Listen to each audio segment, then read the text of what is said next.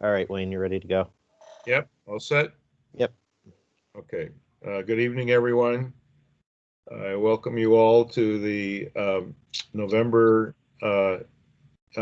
Elementary School Building Committee meeting. I'm expecting it should be pretty straightforward tonight. I don't think we have any new construction to talk about, but I think there are some updates on some punch list items. So I think that's probably most of what we'll talk about, and then we'll pay a few bills. Again, very modest. There are no change orders that I'm aware of. Is that right, Chris? There's no pending change orders tonight. So let's get on with it. Chris, tell us where we are with the punch list and closeout. So punch list has reached the point where we're getting to the last final issues. We're gonna have a meeting with the owner architect contractor committee on Thursday to discuss a lot of the outstanding issues. These are the items that have lingered for a while and are basically at the point where we need to discuss what everyone wants to do to close them out. A few of the issues relate to the tennis courts. There's some fencing issues and a couple of items that the landscape architect took issue with. There is it's largely things that the landscape architect would like to change, but are somewhat significant in how disruptive they would be, or things that that should be discussed with the owner as to whether you want to pursue changing them at this point. So we'll review those on Thursday, and based on that discussion, make a recommendation for a path forward. I didn't intend to go through them all now. If I can, Well, if you'd like, Wayne. no, but what I would say, Chris, is that they're generally, and I say this in a general sense, a truly general sense, they would be cost prohibitive with very little potential return Yeah, to the, I would agree with that.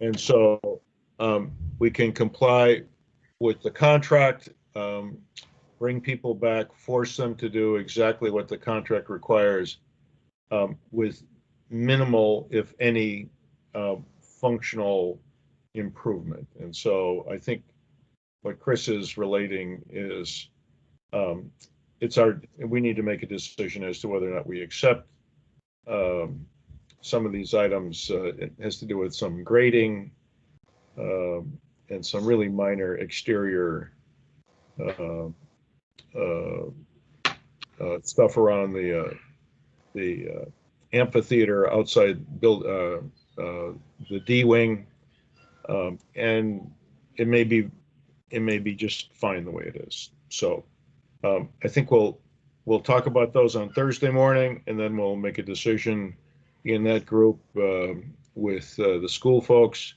and then bring it back to the committee at our next meeting. And the one item that I would just like to touch on, the landscape continues to not fit in that category. That will be continuing to spring.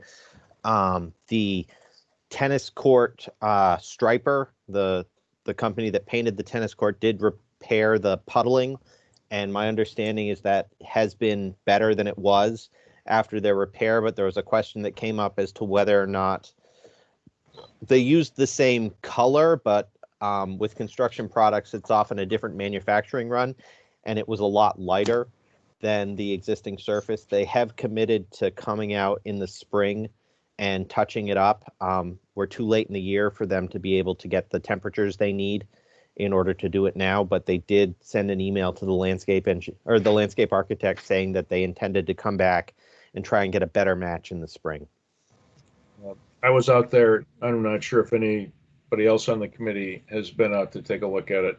Looks like they did a pretty good job raising that ponded area up to make it more level. Um, and I think it'll. My expectation is that it will meet the 1 hour drying after a rainstorm in 70-degree weather, um, just like the rest of the it's not going to be perfect, and it's not going to, it's not, it's not that it's not going to um, um, hold any water, but I think it will shed it according to the spec. Wayne, were you out on a pickleball game when you looked at it? I was not. I have not yet stuck my toe in the pickleball pool. I'm not sure that's ever going to happen, Rich. But there were some avid pickleballers out there while I was walking around. I think it looks good, Wayne. I looked Yeah. at it. Yeah, good. Yeah, Julie said she was out there while it was raining and there was much less puddling than previously. Yeah. So sometimes I think this committee in hindsight has struggled with making decisions on things that as they've come up. I think this one probably went a little quicker than most, just fill in the puddle and let's move on. And I think it turned out okay.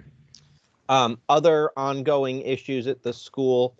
I reached out to John the other day and got an update on the floor in the lobby. He was comfortable accepting the floor in the lobby as is. It does still have an issue with where the sheen of the flooring doesn't quite match, but it appears that is just the difference in manufacturing runs. There's not necessarily a way to correct that other than allow it to wear as the other floor is weared, because the other floor was walked on for a period of time, and so it appears that as this one sort of wears in, it will match more in line. I don't know if we ask them to do it again. I'm pretty sure it would look the same or slightly different, but still not match. Well, I understood, but I guess I would just remind the committee, if that's the only problem that we have with that floor, the whole reason why we fixed it in the first place was not because the color was bad. It was because we had a settling crack that we had to patch that we had been struggling with since the concrete slab was first poured. It looks like there's been no movement in that situation, which is the one that we intended to correct, at least for now, is fine. And so if that continues to be the case, I'm happy with the way it is. The other issue inside the school was the heating up of room 250 because of the mechanical room in the floor below. John reported that he hadn't received any complaints about excess heat in that room. He believes that the previous sort of what we call trending data or the recording of the room temperatures in that room are stored within the system, but he hasn't accessed it yet. He confirmed with Nexus that the system should be recording that information, so he should be able to get that for us. But the update on that is it excuse me, I'm tripping over my words a little. The update on that is that it does appear that that system is working in the fact that we're not seeing the excess heat that we saw at this time a year ago. And my feeling on that is, unless John actually gathers the data, looks at the data, makes some decision about the data, there's nothing for this committee to do. John did mention that he has an ongoing issue that he's working directly with Griffin on that I think relates somewhat to the timing and the programming of the lighting control system. And so he said what he told us was that Griffin has been extremely responsive and been very easy to work with. And he's treating that as sort of a maintenance issue more so than a construction issue at this point. I thought I read that this was part of their initial warranty. You could call it warranty, but it's sort of a post retainage issue, let's say. Like they completed their work and this is just a problem that he's having that he's resolving as sort of the building owner. Good. Well, again, nothing for this committee to do. And what about the booster pump noise? Nobody has commented on it since the last month. Last month I reported that it seemed a lot better, and John has not raised it as an issue or concern since that time. I in my mind, unless somebody's telling me that it's unacceptable, I don't really know what to do with it at this point other than say that it's resolved. I have not had a chance to get over there. I am going to go do that later this week, maybe in concert with this meeting that we have on Thursday. But again, I think absent anything to the contrary, that issue is done. So what that leaves us with is really the landscaping and repainting the pickleball tennis court area in the spring. I wish I had a better update on the landscaping. We continue to push Agostini to give us something. She's had issues contacting the landscaping company. They're sort of sliding into their off season. So we continue to be on top of her for that, but I was not able to get any type of schedule commitment on when they'd be replacing the dead loss that they have, or any of the further grass work. At this point, the grass season's sort of closed, so they're moved into the spring, as we discussed at the last meeting. But I would imagine that there's some planting that they could do this fall, if they do it fairly soon. Let's talk about that on Thursday, because I thought they were holding off on replanting any dead trees until after a hard freeze, and we're expecting to have one, tomorrow? I think we've already had one a few times already. I mean, we had 5 inches of snow. So all right. So one way or another, we'll find out whether or not they're going to replace those trees this year or in the spring. Yep. All right. Any questions? Anything else?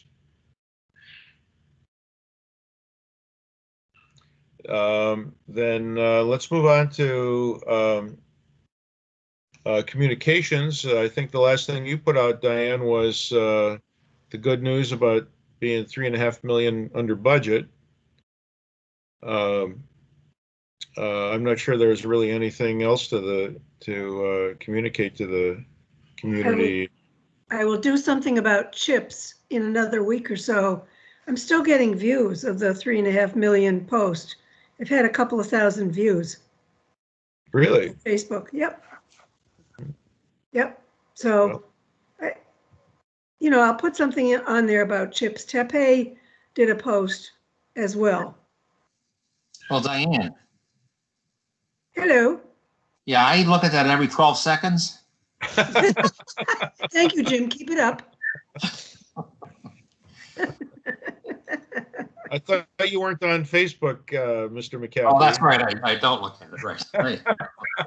So his nose is growing. Yeah. Sorry. What do they say? He gets 3 Pinocchios for that one? Yeah. That's it. So that's probably a good point to transition to the CHIPS news, which is that we received our final approval from CHIPS. So that was a key factor in getting that portion of the reimbursement. So that's good news for the project.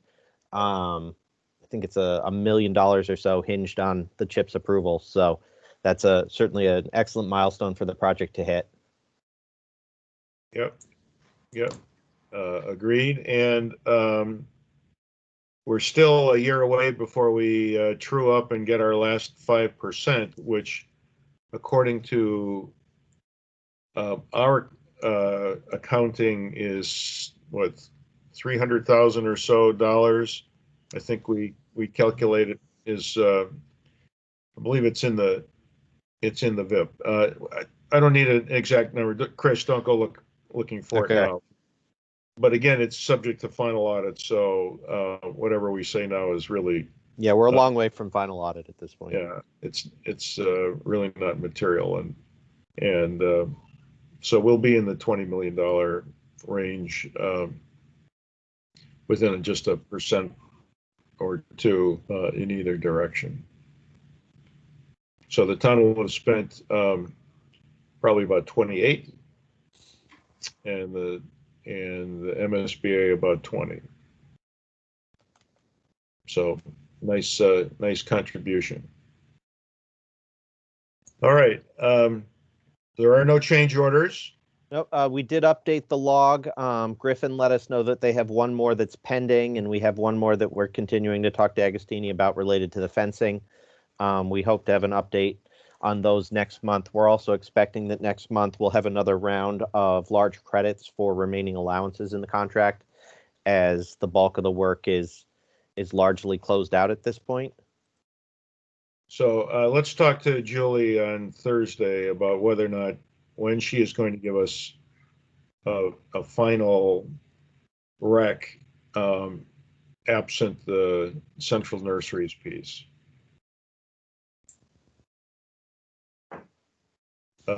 We talked about it being either December or January, and we're there now. And this rec is what, $30,000, which is all retainage. It's almost all retainage. There's one that is one item that's a past credit that she's already given us, but she hadn't given us the reciprocal accounting of. Basically, she gave us the credit before paying it to herself, so it essentially advanced us like $1,800. All right. So let's find out when she's going to kind of wrap up her books. Yeah, we had talked about trying to do it this month, but the rec came in later than we expected, so we didn't really have a chance to get it processed. Okay. All right. And Any then administration updates? I actually do have a couple. One note, I don't know if Kim, if you could pass this on to accounting. The last warrant that we received was payments through September 3rd. So we'll need the warrant data since that point in order to continue to do our MSBA reimbursement requests. Okay. So anything after September 3rd, you're looking for, right? Correct. Okay. I think it's under the item 4 on the VIP. Okay. The other thing, let me just find it in my notes here. We were able to close out a couple of items after the last meeting with Terry Wiggins. A couple of the FF&E. Let's find it in my list here. A couple of the FF&E items that you'll notice. There's one from School Specialties. That was some stuff that they ended up returning and getting a credit for. So we were able to close out that PO. And there was, if you all recall, there was an extended warranty at one point from CDW for the Chromebooks that the school opted to not pursue. So they got a credit for that as well.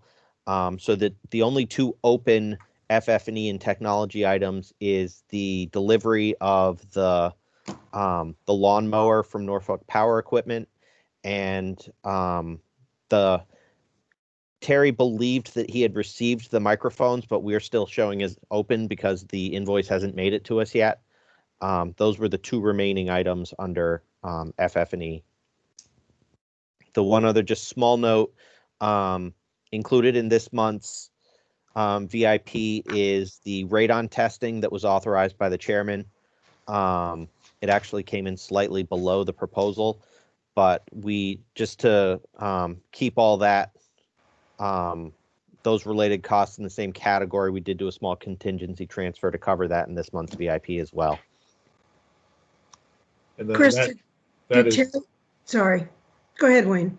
I just want to say, and so that wraps up all of the costs related to radon. Yes, my understanding is that that was the last testing that this committee intended to do, and any future testing was going to be done by the school committee. Correct. So, Chris? Yep. I hate to ask, but whatever happened to those baby chairs that the school didn't want? Do they still have them? I would imagine they still have them. The last word from Terry on those was that in COVID, where everyone is basically underwater with budget cuts, that nobody's looking to buy used furniture. Yeah. So my guess is that he still has those in storage somewhere on the school property. Okay. My guess is they'll be there long after we will. I think you're right. hopefully they'll find a use for them at some point. Yep. Whether or not we'll ever receive any value out of them, other than that, is probably unlikely. Okay, thank you. And that was all I had in terms of construction administration updates. Then let's pay some bills. So bills. Once again, I'm not playing favorites. Compass just happens to be the first one in the list. I think Mary does it alphabetical. Are you afraid that we'll run out of money? He knows how much money we have.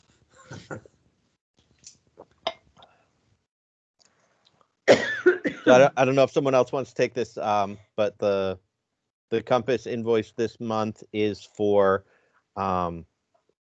ongoing closeout expenses, and it's $11,588. I'll make a motion that we pay Compass. Now you just moved it off the Oh, page there. sorry. $11,588. Second. It's been moved and seconded. Any discussion? Craig Schultz, how do you vote? Aye. Diane Germain, how do you vote? Aye. Rich Nichols, are you still there? I'm still here. Oh, great. I didn't know if you needed to get off. How do you Nope, vote? I'm here. Aye. When Clarko votes aye, motion carries unanimously.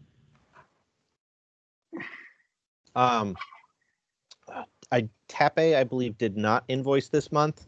I did Tape's not reached. I didn't see Tepe in the Yeah. the Tape did not invoice this month. They've reached the point where they're at essentially their final payment. With them finishing chips, we would recommend that they're due their final payment. That was really one of the last milestones for them to do. And with the punch list closeout this month, they're also more or less completed their work. And I know Charlie has been very upfront that Tape will stay with the project as long as the project needs.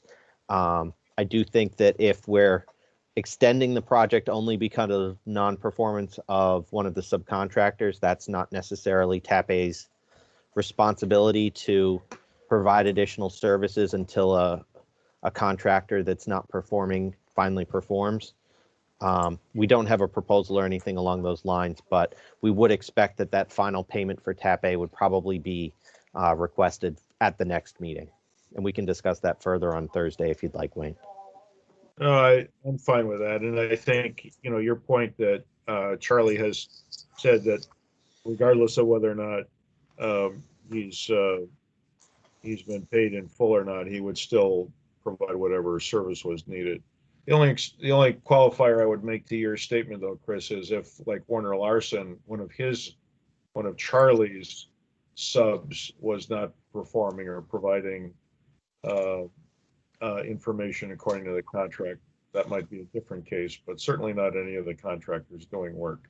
So I'm fine with having them submit their final bill next month.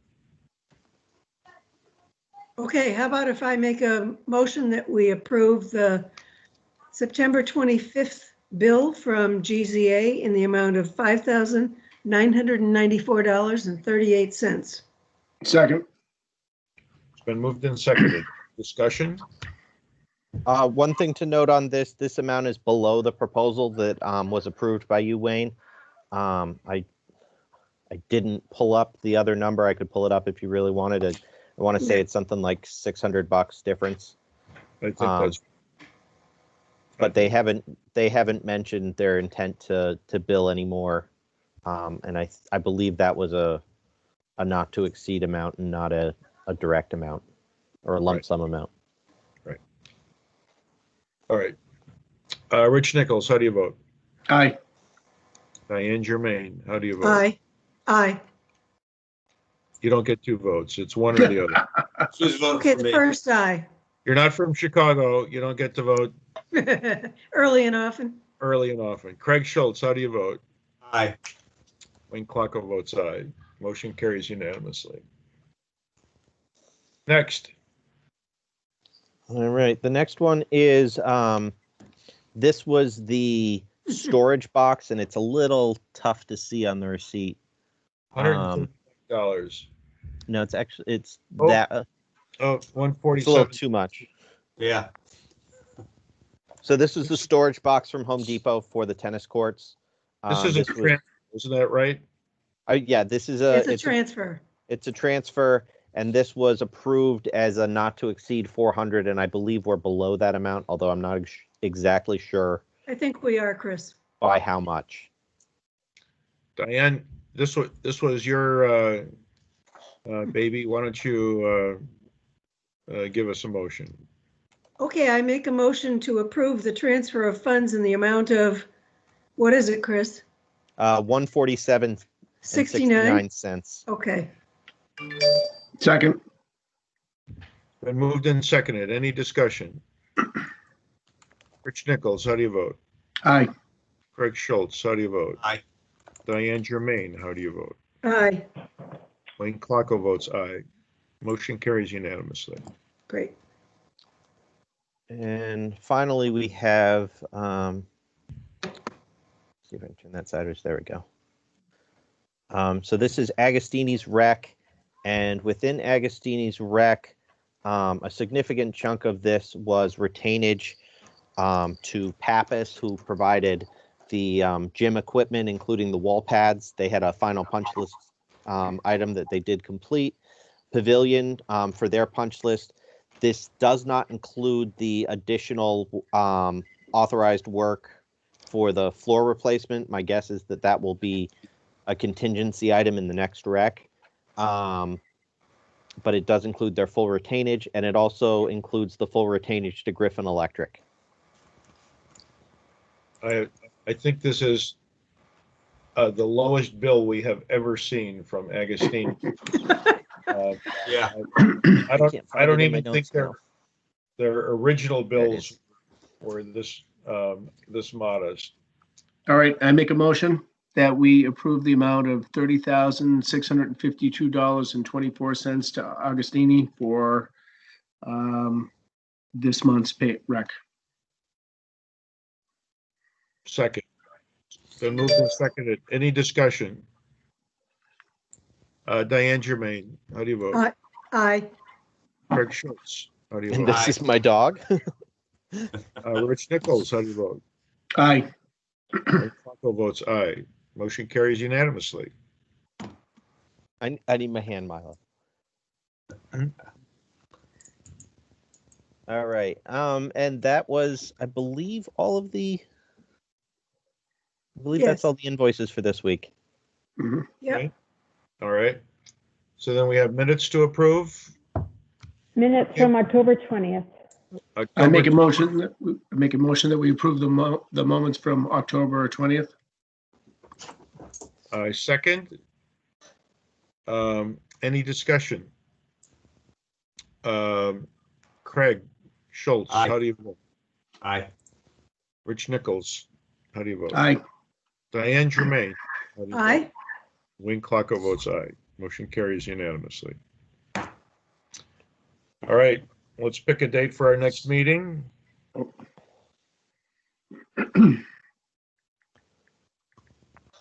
So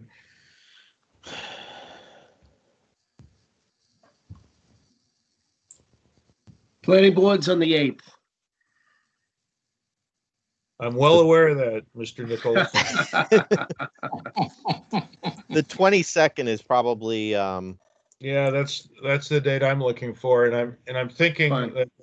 that the permanent building committee will probably want to meet at least on the 1st in for the DPW project in preparation for the PBC meeting. We'll need to make that application. Rich, you and I probably need to talk offline. I'm not sure about paying the fee and how all that works. So Yeah, we should talk about that. we can talk about that separately. But sorry, let's schedule this next ESBC meeting on the 22nd, if that works. Is that going to be our Christmas party? Yeah. Virtually. I'll First- bring pictures of cookies. You have to bring the fruitcake. Oh, And send a box of chocolate to each of our homes instead of putting the one in the middle of the table like we've done in the past. Or a piece, not a box. We could you do it, or always do it outside, just like our town fathers did with the town meeting. boy, did A they ever luck well-attended out with meeting. that weather. Oh, did that end up being the day that it was 70? Oh, yeah. Yes, 78. it did. It's too damn hot to have a town meeting. I sweat. Okay, are we done? Wayne, no, wait, Wayne, do you want to book the Tuesday, the 1st for permanent building? Yeah, I'll send out a note to John Larkin, but the rest of you, obviously, if you'd hold that date, that would be great. Okay, And we'll schedule the 22nd. It looks like my placeholder is already there for the 22nd for the ESBC. Okay. And then we'll talk on Thursday, Chris, about whether or not we have a construction meeting before the end of the year as well. Okay. All Yeah, right. I think we'll resolve a lot of things on this Thursday meeting. Yeah, we may Okay. not do another one of those till next year. All right. Well, this is a new world record. Yeah. There is. motion to adjourn? Second. Aye. Everybody seconded. Aye. Very good. Happy Thanksgiving, everybody. Same to Thank you. you, you Thank too. All right, thank you. Thanks, See everyone. ya. Bye. Good night.